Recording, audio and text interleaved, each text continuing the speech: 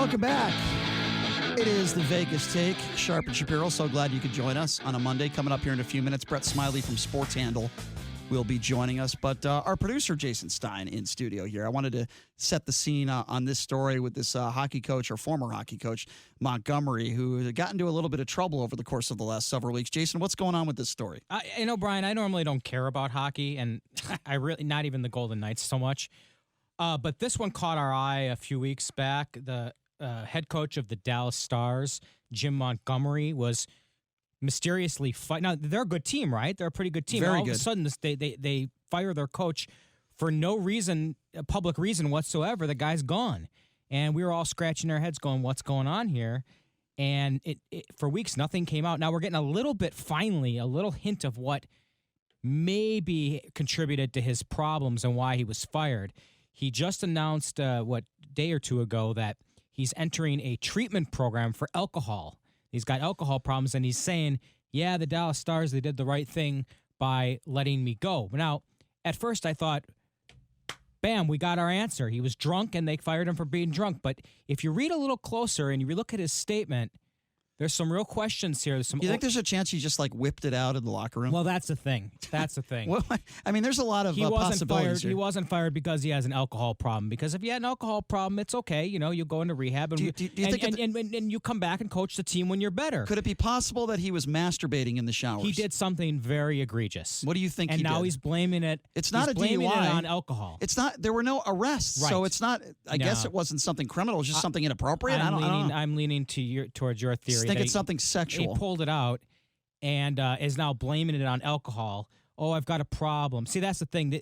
They never get help before they whip it out. Remember when Tiger Woods was banging everybody and he finally got caught, and then he went to sex. I got a sex problem. Yeah, I have a sex problem. Yeah, okay, yeah. You're David Duchovny and all these people. Right. They bang all these people and infidelity, and then they get caught, and then they say, well, I have a sex problem. Listen, we all have sex problems. Okay, right. We all have sex problems in our own ways.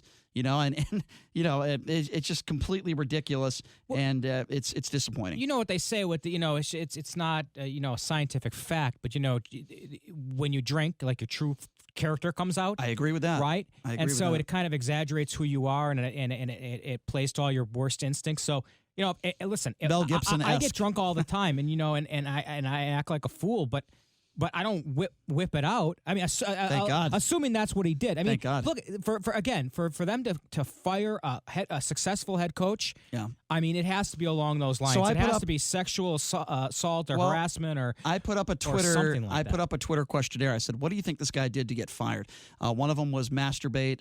The other one was bang somebody within the organization. Their daughter or somebody like that, or both. And that was what led the poll. They think that he was having sexual relations with somebody within the organization, but that doesn't make sense to me now, because if he had an alcohol problem, it means he did something he did something really off the charts, and he must have been tanked. And yeah, he might have dropped trowel. It might have been masturbation. It could have been anything. We're speculating. But I find it very interesting that he says he's going into rehab, right. But they're still not saying what he did wrong. No, I want to know. Yeah, and you got to read his statement. I mean, this is a very, very well-crafted, vague statement by his lawyers. We only got 1 minute, but yeah, no, it's just it leaves it open as to what he actually did. He doesn't really admit to anything. The team's decision to end my role forced me to look in the mirror and decide whether I wanted to continue living a damaging lifestyle or get help. I decided to get help.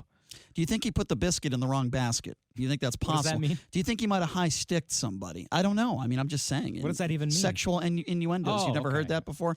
Put the biscuit in the basket? Biscuit in the You've basket? Never heard Is that. Not a hockey term? You really don't know what I'm talking about, No, I do don't know you? what you're talking Okay. Wow, that's incredible. Maybe you got the problem. No, I don't have the problem. I've heard sexual innuendos with hockey all the time.